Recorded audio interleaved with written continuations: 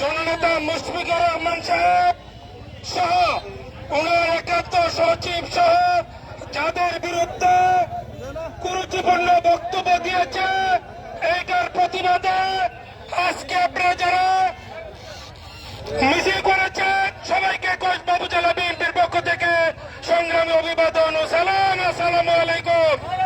প্রিয় নেতৃবৃন্দ, বাংলাদেশের সবচেয়ে বেশি জনপ্রিয় নেতা জনাব তারেক রহমানের নেতৃত্বে বাংলাদেশ যখন সুন্দরভাবে এগিয়ে যাচ্ছে, ঠিক সেই মুহূর্তে কক্সবাজারের জননন্দিত নেতা জনাব মুশফিকুর রহমানের বিরুদ্ধে যে মিথ্যা অপপ্রচার চালাচ্ছে, তাই কক্সবাজার জেলা বিএনপির পক্ষ থেকে নিন্দা জানাচ্ছি। বন্ধুরা আমার,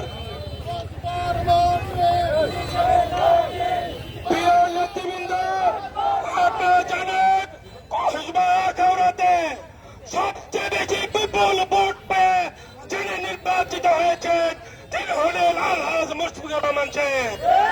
আজকে যারা তার বিরুদ্ধে অপপ্রচার চালাবে, ইনশাল্লাহ আমরা কক্সবাজার জেলা বিএনপি তাদের বিরুদ্ধে যে কোনো প্রয়োজনীয় ব্যবস্থা গ্রহণ করতে আমরা প্রস্তুত হয়েছি। বন্ধুরা আমার, তাই সবাইকে ঐক্যবদ্ধ হয়ে কাজ করার আহ্বান জানিয়ে আমি আমার বক্তব্য শেষ করছি। ধন্যবাদ সবাইকে।